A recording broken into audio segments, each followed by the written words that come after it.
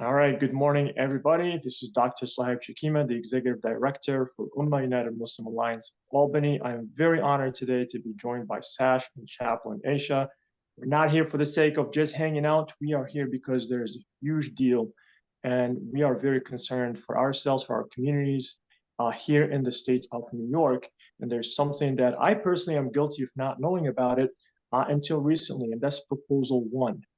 And that is November 5th. All of us, we think about the candidates, rightfully so. We're not here to endorse any person, but we're here to tell you to turn the ballot and look at something that is going to decide probably the fate of this entire state for the rest of our lives, right? And this is something that we cannot put more emphasis on it than we are today. So I don't want to waste your time because I'm not the expert, but I'm very concerned community leader. I'm very concerned father. I'm very concerned school, admin. I'm very concerned activist, and I want to share this concern. I want to be educated. So please, young ladies, thank you again for spending this time with us. We really appreciate it. Please educate us. What are we talking about here?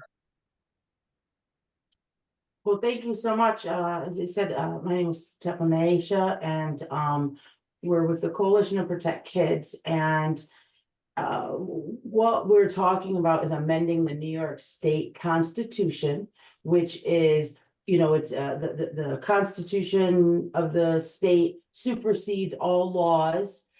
So it's not just like a regular bill or something that can be changed in 2 months or 3 months or next session or anything like that. In order to get a constitutional amendment here in New York, it has to go and be voted on by the Assembly and the Senate twice in consecutive sessions. So about 10 years in the making, maybe, right, is about what this took for them to come up with. So it's not something that's, and again, it supersedes all laws. And what they want to do is amend Article 1, Section 11 of the New York State Constitution.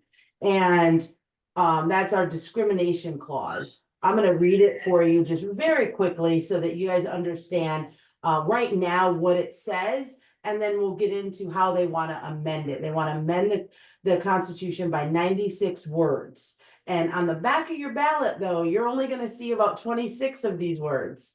Okay, so that's very deceptive just from the start, that they're not going to put the whole thing on the ballot. And it's going to sound very good because, again, we don't want to discriminate against anyone. And I think that all of us have probably experienced that at one time or another in our lifetime.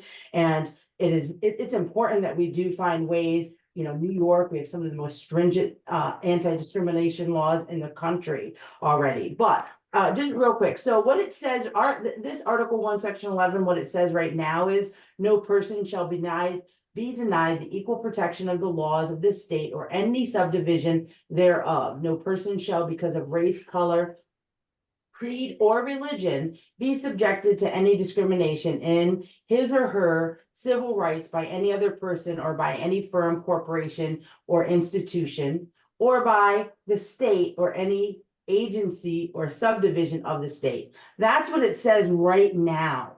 Okay, and what I'm going to do is I'm going to read just the top part of how they want to change it, and then let Sash step in a little bit. And there's a whole nother section B that they're going to add, and you will see none of section B on the back of your ballot. Okay, and they don't even talk about it. But again, so this is what now they want it to say. Okay.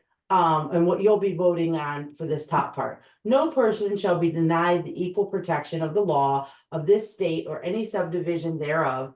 No person shall, because of race, color, and this is what they want to add, ethnicity, national origin, age, disability, creed, or they're going to add or religion or sex, and now they're going to double down. Or it says or sex, including sexual orientation, gender identity, gender expression, pregnancy outcomes, and reproductive health care and autonomy.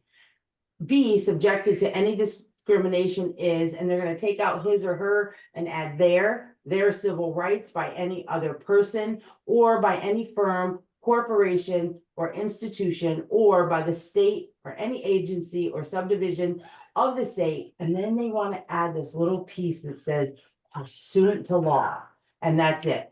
Right? So again, they want to add, so I'm just gonna recap real quick, and then Sash, if you'll step in here. The ones they want to add to this are ethnicity, national origin, age, disability, sex, including sexual orientation, gender identity, gender expression, pregnancy outcomes, and reproductive health care and autonomy, and then pursuant to law. Yeah, thank you. Sash, maybe if you could, you know, a lot of people Break that said apart this for should us. be, right? Sure. I think this is So where you come in. what Aisha just described were about 12 new protected categories that they're proposing to add to our state constitution. But in addition to that, there's a Section B to their proposed changes. And Section B is, it's an important addition because we don't really know what it will look like in practice if it were enacted. So Section B reads, nothing in this section shall invalidate or prevent the adoption of any law, regulation, program, or practice that is designed to prevent or dismantle discrimination on the basis of a characteristic listed in this section. Nor shall any characteristic listed in this section be interpreted to interfere with, limit, or deny the civil rights of any person based upon any other characteristic identified in this section. So it's a pretty convoluted little stanza there. We're taking stabs, right? We're taking stabs because what our legislature didn't do with these proposed changes, it's very broad, right? The language is kind of vague. It's broad. Age can mean cradle to grave, right? Yes. Pregnancy outcomes could mean a host of things. It could be an outcome of a pregnancy, could quite honestly be live birth. It could be a terminated. I mean, we don't know all of the things that are encompassed in this language, but they did not provide any kind of defining criteria. There are no definitions. So we're all taking stabs. And if they were to say 100%, this is what it will do and this is what it will not do, which is what they're attempting to do in their marketing of this amendment as an abortion amendment, they're not being fully honest, right? We know that the Constitution supersedes statute, state laws, regulations, all of those things. But when conflict arises or matters of dispute, which we could easily discern that the classes, the protected categories would probably have conflicts amongst themselves, right? And can I jump in real quick? So like, and for example, although again, she mentioned age, right? That can cradle to grave. They didn't say minors, right? Yeah. They left out, there's some words that were left out that they could have added, but Albany also cannot and does not define gender identity, right? So how can we make it a protected class if we don't even have a definition You for don't know some what of it these is. things, right? All legislation begins with a definition, and yet they're not having definitions of these terms proposed here, right? And so that's the question that we started asking was, well, what do these mean, right? Because you're asking us to now vote on this. They should have defined these things in context so that we can understand as citizens what we're actually voting on. Yeah. So And this is, I'm sorry, go ahead. So they're asking New Yorkers to vote on something that New Yorkers clearly won't understand what they're voting on. They will purely be voting on whatever their source of information informs them, right? So if there's a proponent that's packaging why they should be voting yes, if a New Yorker isn't delving into this language and asking some serious questions, quite honestly, Dr. Sohaib, not understanding and not knowing the potential of something is reason enough to vote it down. We can have a requirement of transparency and clarity with such important legislation, such as an amendment to our Constitution. But this Section B why, you know, we emphasize it, because it's much more than the protected classes. Section B is saying it doesn't even have to be a law. Nothing in this section shall prevent the adoption of any law, but also any regulation, any program, or even any practice. And think about that in cases of religion. Religion, yeah. Right? Well, I mean, that is our practice. That is our programs. There's a lot of programs that come out of those things. And so when we're saying, well, wait a second, if you can't discriminate based on religion, programs and practices, but then it's also now is telling us in this second part that isn't even being presented to people that no program or practice can discriminate. And we have and let me just back up just a little bit. We do have discriminatory practices that we do, right? So as a parent, right? When we're going back to the age part, because again, here at the coalition, that's really the part that unites us all, why we're such a broad coalition, is because we're loving parents. I don't care, right? If you're Muslim, if you're Christian, if you're atheist, if you're Republican, Democrat, male, female, right? I mean, like we love, you know, we have this parental thing, we have parental agency over our children. And so again, by them not defining what they mean by age, leaving off things like minors or parents, right? The word conscience is also notably absent from this. So who gets to decide which one of these categories supersedes which one? Right? Who's more protected? Who's more protected? And so who's going to decide that? A judge. So now you're leaving that up to whatever judge decides. I mean, do I get a conservative judge, a liberal judge, a more secular judge, a constitutional judge, and they're going to decide these things. And we shouldn't be allowing that. Right? Yeah, judges too will be left to discern. They have no defining criteria either. So with their interpretation would be can vary from courtroom to courtroom, right? And this will be what the people of New York will be subject to in a scenario where the protected class of age is your minor child, and you as a parent have a role and responsibility to guide and protect your child. Yet herein, it seems like the child may have been granted minor consent rights. Who's more protected? The parental the parent or the child? Yeah. Right, because it kind of undermines parenting. Yeah, and I want to really, like, this takes me to the one question, and actually I have, like, if I was to focus, there's probably two main questions, but of course there'll be sub questions into it. And I really want to bring to obviously the audience and everybody who's kind of having questions about, you know, this. One is, let's take a real example, right? So let's say that this passes, okay, and here's a minor going to the doctor's office, right? And or in a school, and they want to transition, right? That's one example within one example, but also the other one, and I want for you, you know, young ladies to kind of like tap into both, so we can actually focus on the parental right, and then we're going to talk about religious liberty. So I have a child. One example is my child goes in and says, "Hey, I'm not comfortable, you know, with my body and all that. I really want to have the procedure." Now, the doctor's like, hold on a second, age protected. I can't tell the parents. So now I'm kept in the dark, right? And everything's happening. But, and if I want to say anything, I might get in trouble because now I'm violating my child's right. And of course, the doctor, they want to protect themselves. It's no longer how they feel, even them as parents, and would love probably to tell me about it. But they're like, hey, I can't. I have to protect the practice, or my employer will fire me, or I might get sued, right? That's one. The other one, which is even, I wouldn't say even more alarming, but probably equally alarming. My child, God forbid, goes in with a sexually transmitted disease, right? And my child is a minor, but we know that that disease, it's only coming from adults, because certain sexually transmitted diseases, they have to be with the adults going to the minor. And the doctor is, you know, doing their job. And then the child says, hey, don't tell my parents. Do not tell my parents that I'm having a sexual relationship with somebody who's an adult, right?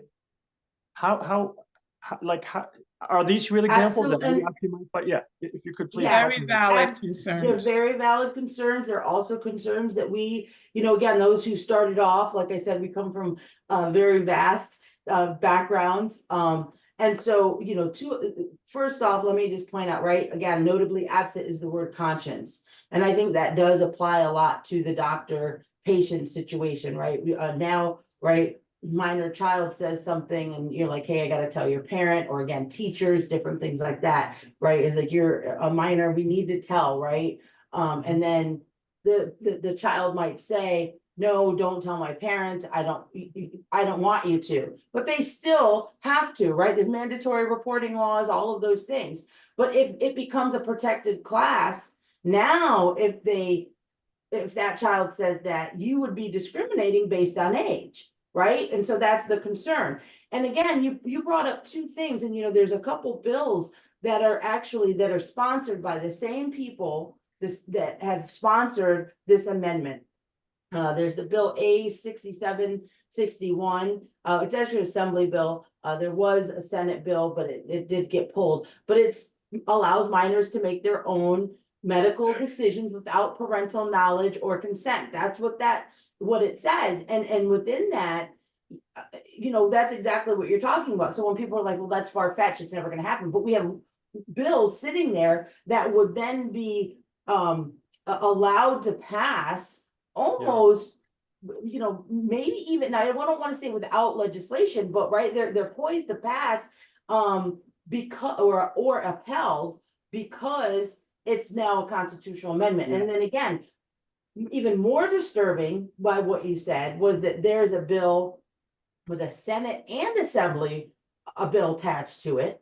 Senate Bill 762A and Assembly Bill A26B that says provides treatment for sexually transmitted disease to minors without a parent's or a guardian's consent. With no low age With no- threshold. These minor consent bills have no low age threshold. So No, yeah. the conversation with the 17 or 18-year-old minor Mortifying. may be promiscuous and irresponsible, and the parents still wanting to get involved to help with safety and responsibility. And It's very different. Very different conversation. We're talking about a 10-year-old being evaluated and treated for an STD. Are we creating a pathway to protect predators? Yeah, And exactly. Right. Wow. Exactly. And so again, when you brought those up, I'm like, you know, like those are scenarios. And again, obviously there's bills that are there sponsored by the same people who say, oh, you're giving misinformation, you're just making up things, right? That's what you're going to hear a lot of, folks, right? Especially in these last few weeks. They're going to say, don't talk to them, they're misleading, these aren't true, these are lies. But if you sponsored a bill, you sponsored this so-called equal rights amendment, and you sponsored or a co-sponsor on those two. There's a whole bunch of other bills that we could have gotten into, but you had brought those kind of things up and it fit. So how are you going to say that it's far-fetched or we're making things up if you sponsored both of those things and then tell us that we're the ones that are being extreme or unreasonable or something? I'm saying I'm a parent. I have the right and a duty, right? I know that your faith text as well is very similar to mine, and that parental agency, our care of our children is taken very serious, right? There's a blessing and a curse, right? Not only as a parent, but for a child. And that those rebellious stages go through, you know, I mean, well, maybe not for you guys, but you know, I had older kids and they went through a stage. Trust me, we all have it. Yeah, where they thought they knew everything and I know nothing, right? Yeah. That's part of teenage years. And now you're going to say that you want to tell me that the court is going to decide if I really am smart enough to parent my kid who might come home and say, hey, I'm 14, I want to date the 20-year-old. Yeah. And you don't know what you're talking about. Yeah. And the court's going to decide who's right and wrong between us. Yeah. That's not America. That's not what anticipation of the interference with parenting, with your family values, undermining your values, your faith and religious values, and to replace it with the state's values, which it's go on a whim. Right. And then you mentioned a couple of things before I forget, you spoke about, you didn't say it in these exact terms, but self-censorship, the eroding of free speech from practice, not from religious practice, from moral integrity within professional practice, let's say educators, let's say medical providers, when they become scared that their liability, their livelihood is at risk for liability, or to uphold their moral integrity and not betray families when we're talking about minor children, there can be a compromise, Absolutely. right? Yes, There can be a absolutely. compromise. And this is also concerning because there you have the chilling of free speech and the erosion of religious liberties. Mhm.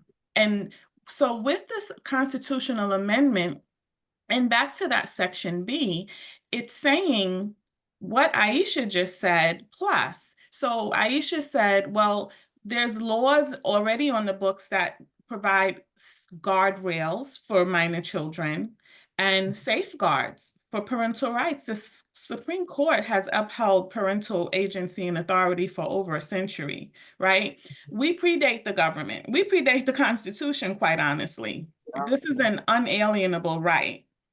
Yeah. However, when you have a constitutional amendment that can set the framework That's right. for how new laws are adopted or strengthened or even weakened, You can be. right? Because now the courts have to evaluate this new broader spectrum of protections and provisions.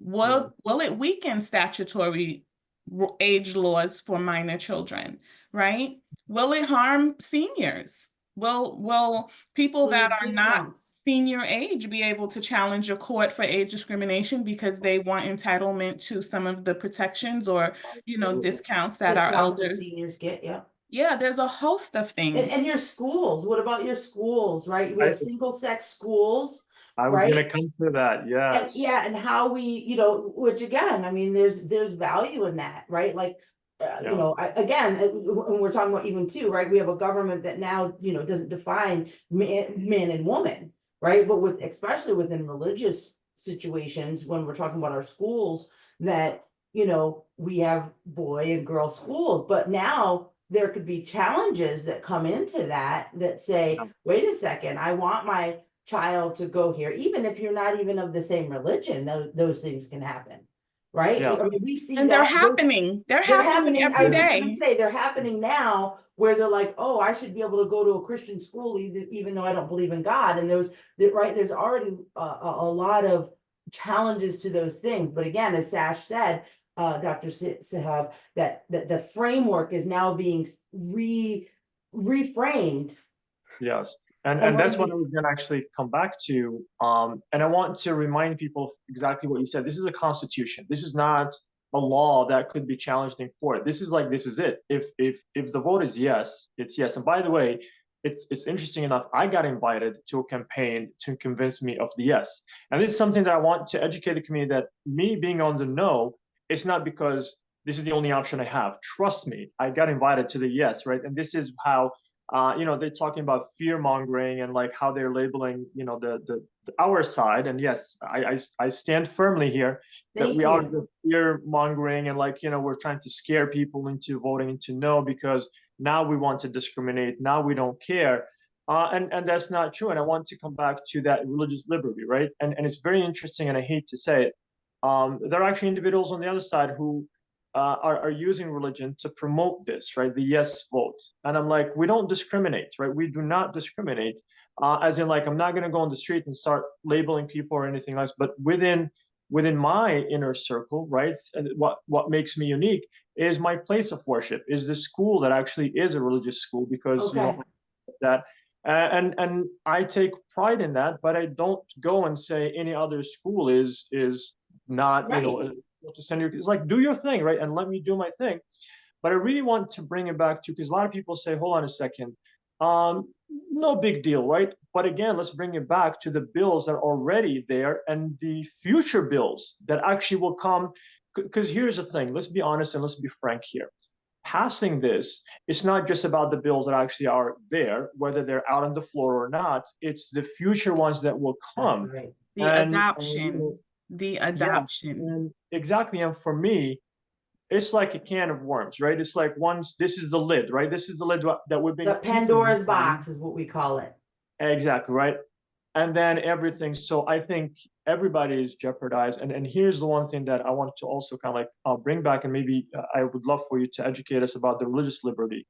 Everybody's going to pay the price, because even people who think they're going to win in the court, just the fact that you have to go through that, and like you said, you're at the mercy of the judge, you're at the mercy of, like, you know, a lot of things.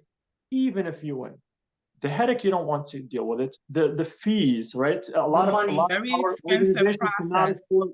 Yeah, and if the other side, and sometimes, and this is another thing that I want to mention, there are organizations out there that really want to weaken the religious institution, right? And they Right. have a lot of money, and they will jump on these cases, right? Because now this opens a door, and we know it. Like, even within, you know, even at the federal level, right? A lot of times we reference cases, right? We reference a case, and we say, Yeah. you know what?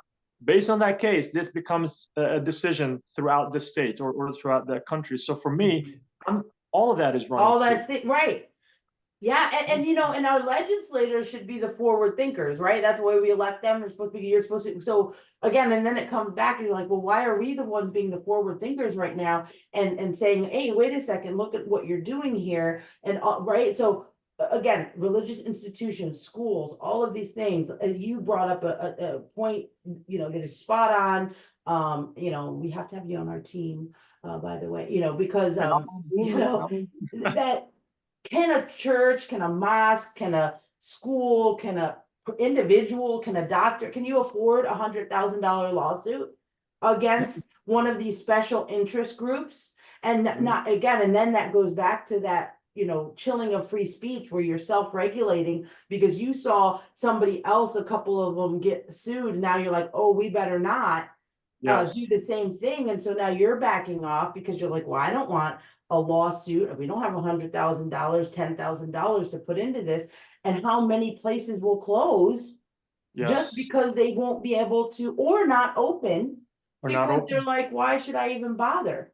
You know, and that even goes with businesses, hiring people, recruiting new teachers, recruiting people to come here who are going to say, wait a second, I don't want to teach in that environment.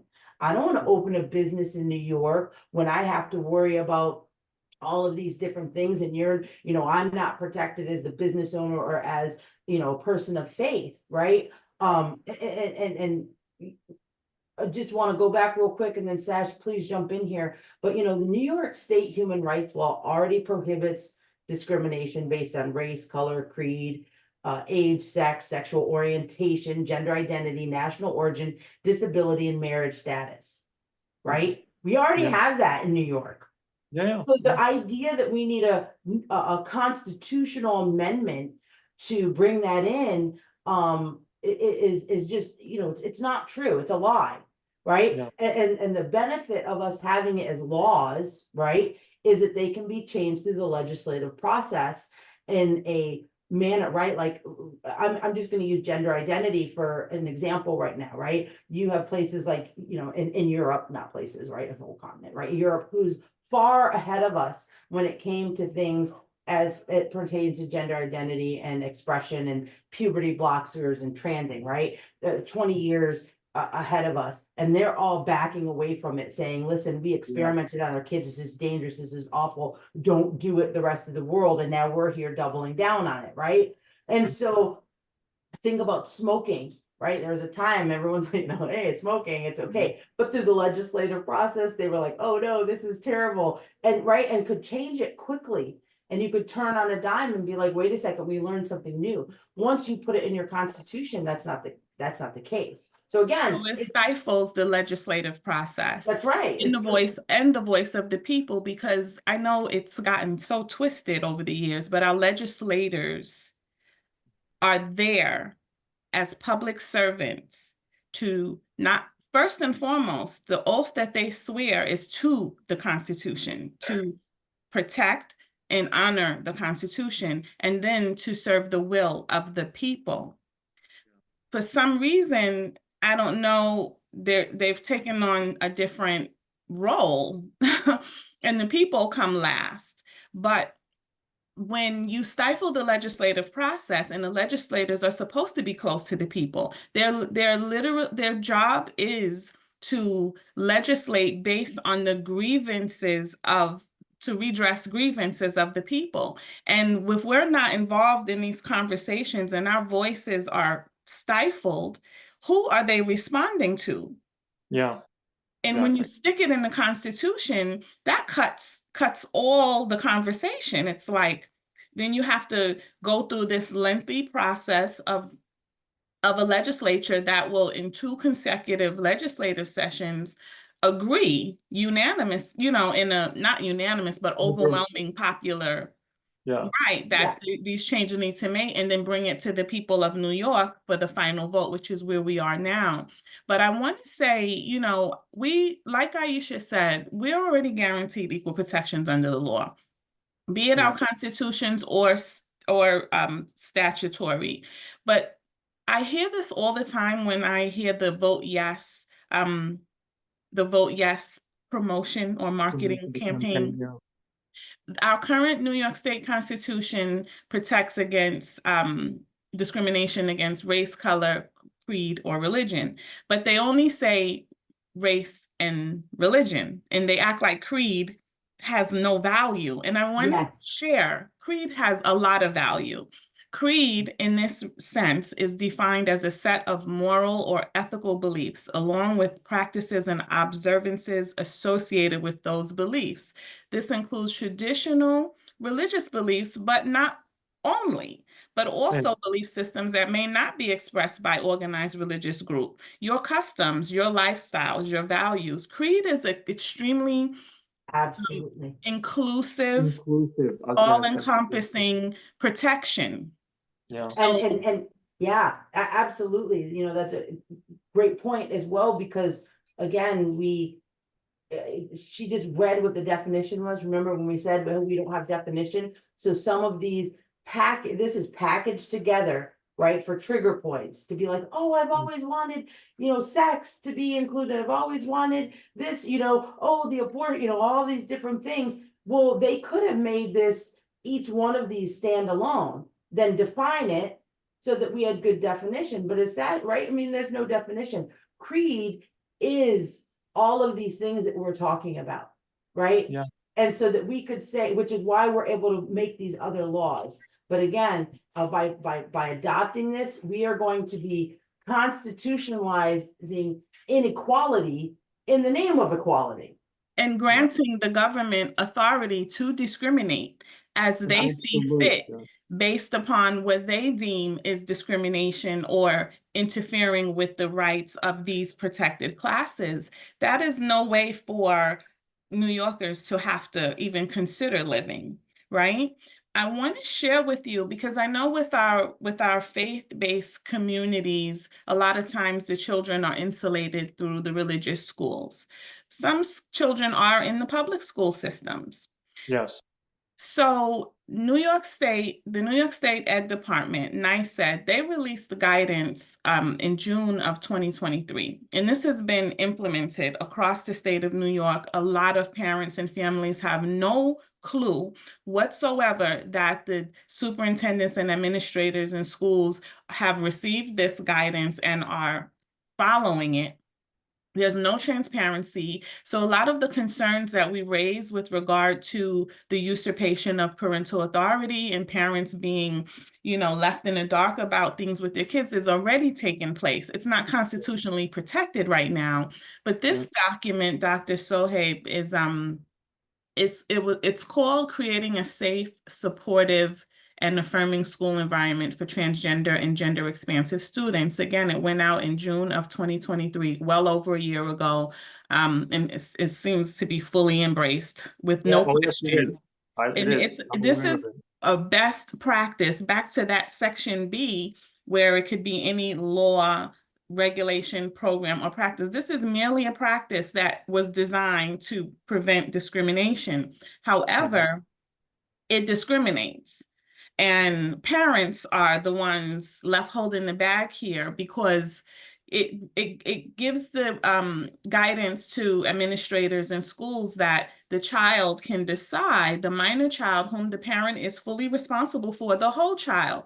Again, there may be difficult conversations. There may be some challenging things we walk through with our children and our family, but we have the right to walk through that. And no one loves or knows our child better than us. Are there instances, unfortunately, where children are not in the most loving or nurturing environments? Are children sometimes in abusive or neglectful atmospheres? They are. We're not going to act like that doesn't happen. But what there's we're laws also against not going to protecting do them. is treat every parent and family as if they're abusive to their child and they're not capable of navigating Right. the pleasantries or the hard, the rocky roads with their children. Again, children are being overexposed to concepts and ideologies that are affecting how they perceive themselves and inducing a lot of the, quite honestly, confusion that they may be experiencing to begin with. But the school is telling, the NYSAD is telling the schools, well, if the child doesn't want the parents involved, the child is in charge of their transition, and you can do some sort of social, or even I consider it psychological, transitioning without the parent or guardian's knowledge or consent. Yes, because all And of the it's men. wrong. There's that It's skinny already atlas case. happening. Are you So guys for familiar? the proponents teachers and of this, staff would lose their jobs if they do actually inform the parents. I've dealt with situations where teachers had to either quit or they had to be let go because they violated the students' rights for Right.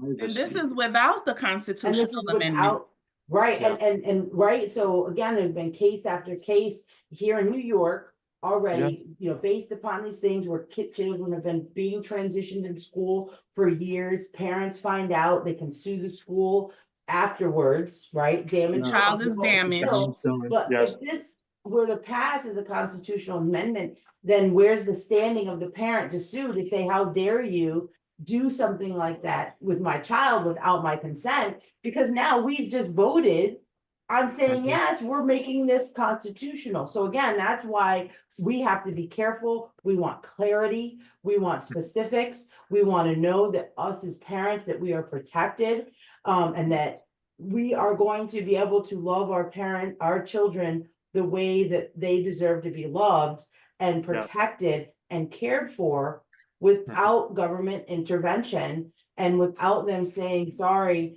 that child has the right as a 10-year-old, 15-year-old to make their own decisions about life-altering medical decisions. And they're Going permanent. back to the transition, right?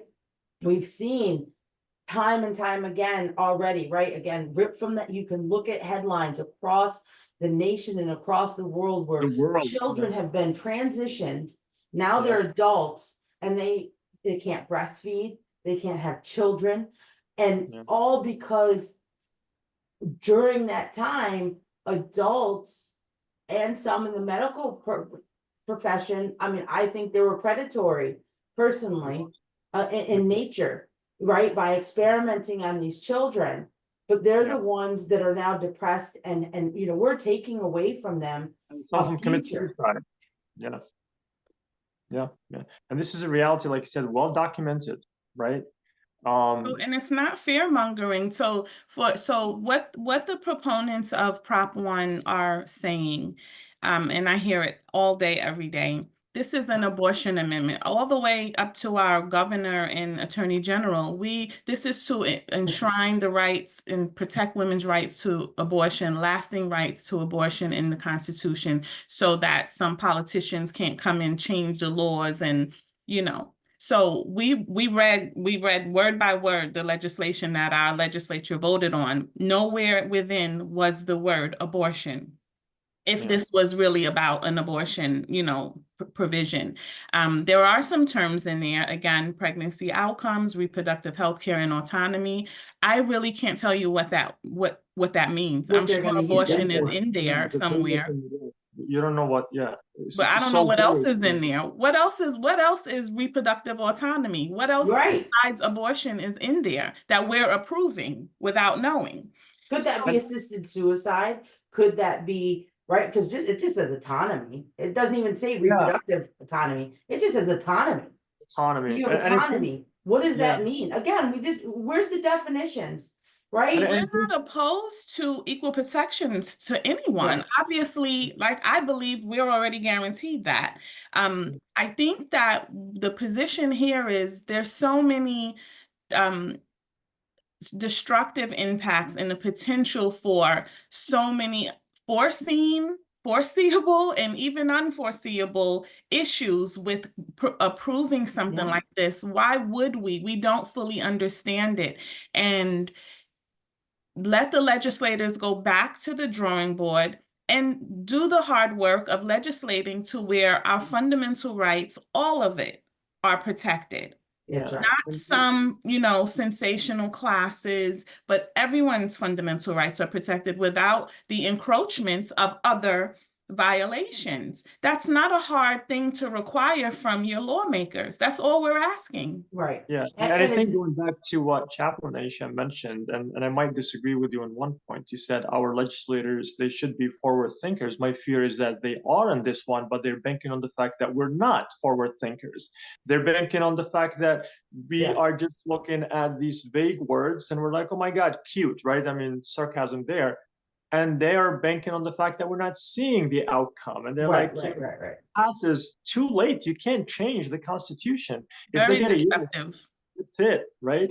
So I think they are. You said that, I will not disagree with your analysis, but I do, it's in my nature to give people the benefit of the doubt, right? They're either very forward thinkers By the or they way, were I'm not also forward realistic. thinkers. And I give either people way, but there yeah, are things that from my engagement with civic engagement and advocacy, politicians, they know how to use the they know words. what They they're doing. have teams working on these things. And when I'm careful with my statements, and trust me, I give people the benefit of the doubt. Like sometimes I overdo it, but also I'm a very realistic person. Realistic, like I said, I do not disagree with team you. working on these bills and studying them, and any legislator, before they put their names on anything, they study it very well, and they have people actually specialize in these things. So again, that's my thought. They are very forward thinkers, Yeah. but they're just banking on the fact that most of us are not. And that goes back to, again, why are they asking you, right? Why are they asking you as the voter to vote on something where they want to amend 96 words, add a whole section part B that has never been there? And all they're going to put at the top is about 26 words. They're not even putting the full 12 categories. There's like Yeah. 6 or 5 out of the 12 that you're going to see on the back of your ballot, and then sugarcoat it and say to protect against the unequal treatment of these particular ones. What about the unequal treatment of me as a parent? What Yeah. about the unequal treatment of women having to be forced to pee in a bathroom with a boy, or play a sport against a male who, they're physically dominant over us, right? And again, this isn't, trying to be mean at all, okay? Because again, and I think there's ways that we can satisfy what I'm about to say, okay? But it's not a place for mediocre men to be able to beat up women in a sport to make themselves feel better, right? I got it. There's just like as women, some of us are stronger than others. Some men are stronger than others, right? So you have boxing matches, football, all these different things. I got it. But we can, this is a far cry from, oh, I'm playing co-ed softball.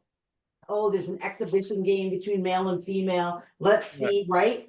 That's one thing. Those are choices that we're making versus I have a constitutional right to play against you, right? Yeah. And we can have sports teams that are trans, that are co-ed, that are, there's all other ways that we come around that we can be forward thinkers and say, hey, let's do these things. Exactly. They become choices. People want to do it, go for it. We're not gonna, chant out and have, protests again. You chose, right? You decided. And I think for me, the sports might not click so much with a lot of people, but the bathroom, right? And I think we could actually wrap up with this. I have 2 daughters. I have 2 sons. right? I used to be a school principal. I'm working with a different school now. I'm a college professor. I see all these things, like we have bathrooms and all that, and there are cases again reported. I'm not here trying to, like, get something out of thin air, where actually girls were assaulted in their bathrooms because of certain policies that were passed within certain institutions or establishments, and that's frightening. That's very, very scary. Now it's no longer, does the child consent to it and they want the parents out. This is more of like the children also being forced in a setting, in a bathroom where even I, as a father, cannot go to the bathroom with my daughters. You know what I mean? It It's just, endangers children. yeah. And now you're putting this stranger in a bathroom with my daughters. Like, how is that? It's insane. And Yeah. you can say the same thing about women's shelters. You can say the same thing Yeah. about prisons or, dormitories. It's spaces, Yes. Now, with the constitutional protection, will they have the right to be there, but still not do the harm? Like when these matters of debate or dispute come up, and this is a perfect way to like wrap up our talk. What Prop 1 wholeheartedly does is empowers courts. It empowers courts, right? And bureaucratic agencies like NYSAD Special interests. in New York State to strip parents of their authority, right? To allow minors to engage in, dangerous or life-altering interventions or procedures or just decision making. That if a minor is blessed to have the love, support, and guidance of a parent that can protect them from themselves when they're not developed enough to make these decisions, or they should not even be confronted with some of this stuff, much less make these decisions. But the courts will be empowered, the agencies will be emboldened to allow these things, to force biological girls and women to compete with biological boys and men. Doesn't have to be trans, just biological. How they identify a mental, like, yeah. Right. Yeah, changing spaces, Bathrooms, locker locker rooms. rooms. It will empower the courts to provide schools with more control over students and children than their parents. Now, NYSED's guidance is best practice now. Oh, If this amendment were to become an actual amendment, this proposed amendment, should it pass, which we're doing everything in our power to educate and inform people before they get to the voting booth. Because if you get there with no information, you're going to be misled by the language on the ballot. And that's what we need from every person, right? That's, that we're gonna be reaching out to, that can see this.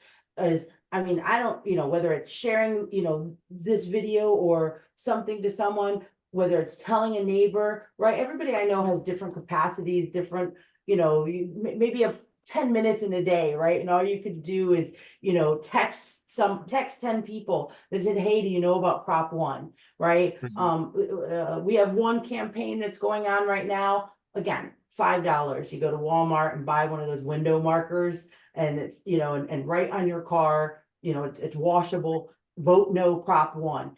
I have it on my car, and you know how many people stop, hey, what's Prop 1? And I just get the at the grocery store all over. And it's like you're like this little bit of a rolling billboard. But even if they don't stop you, they're still going to think that what's Prop 1, and hopefully go look it up, and hopefully they'll get both sides, right?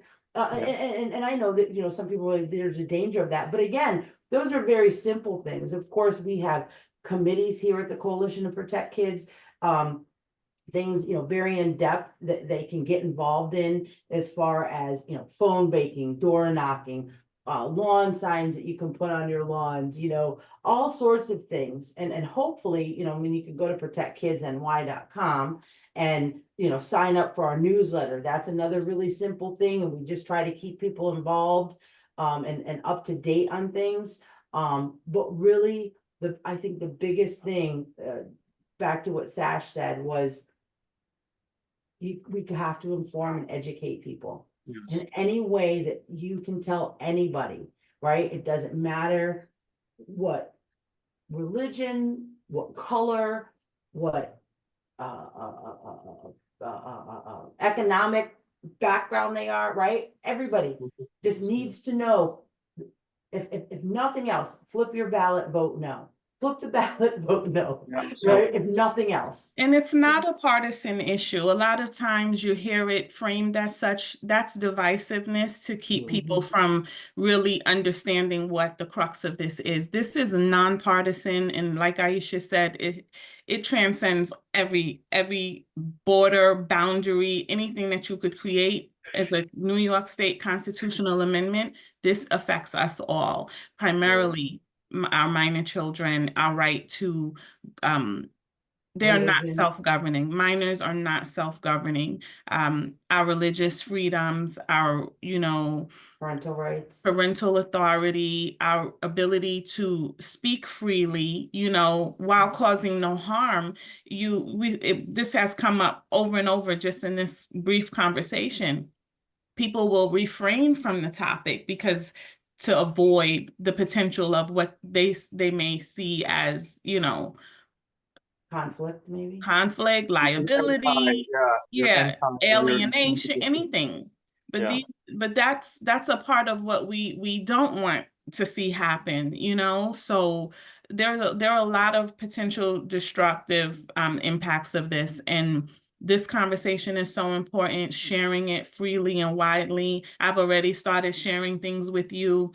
Easy things. If you are not on our social media, at Protect Kids NY is our handle on the social media sites. Those are very impactful and quick, short, repeatable, shareable insights that can help and educate and inform.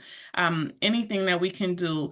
Election Day is November 5th. Election season ends on November 5th. We're in it right now, and early voting starts Saturday, October 26th. So at the very least, there are lots of candidates across New York. Our ballot is busy this year, along with the presidential election. If people are turned off or not in that mindset of a candidate, they have to be registered, and they actually have to vote no on this, because it is a popular vote and it will be the majority wins. That's right. And even so, if they do nothing else on that ballot, flip it over, understand the issue, so that they're making informed decisions. We want people, that's why we invest this time, so people can be informed, but they have to vote no before the end of November 5th for this to be voted down. and as she said too, right? You don't have, I get it, right? Because it's such a divisive, sometimes people are like, my vote doesn't count. I don't like anyone on the ballot. I don't want to get involved. I get it. But this is the one time, this is a winnable issue, right? If you're not registered to vote, to get out there, register to vote. If you don't normally vote because you are in that other spaces we just talked about, then leave it all blank, flip the ballot over and vote no. I mean, hopefully you find a candidate that you like and all that other stuff, right? Again, we're nonpartisan. I don't care who you vote for. We're not here to tell you that. What we know is that regardless of what party or affiliation you are in, any or none, that voting no is in the best interest of you, your child, again, seniors, right? If you have grandparents, if you have children, aunts, uncle, it's in all of our best interests as New Yorkers. And as well, that when you look at it as a whole, when you have the conversation with people, this conversation, and just helping them to be educated and informed, 70% of the people agree with you. So again, if you're one of those people who are like conflict, I don't really want to, right? That's what I said, just shoot a text, about Prop 1 and, maybe not do it. But it is something that we all understand innately if we can just have a reasonable conversation. And so that's all we really ask of people is just say, let's talk about it and ask some of the questions that we presented here to them as well, right? Do you feel that the government should have more power over your children than you do? Do you feel that your maybe faith tenets, that your religious beliefs should take second fiddle to other classes? No. Do you feel Yeah, that minor children should have the right to life-altering and in many cases irreversible procedures without their parents' involvement, consent, or even notification? Simple notification laws could be changed, where yeah, parents are in the dark but still responsible To pay. yeah, And their and to emotional care, psycho, to pay and to care, psychological, that's right. yeah. to pay and You to do care. the Things go damage. wrong. Yeah, You're like left think to about bear the it. Think damage. about if God forbid, right, that you're a 14-year-old, 15-year-old, even 17-year-old, right? Like we were talking about, were engaging in promiscuous behavior and were to get pregnant. And God forbid if they were to go through and walk through that by themselves, have an abortion by themselves. And then afterwards, you as a parent or guardian have no idea what they just went through.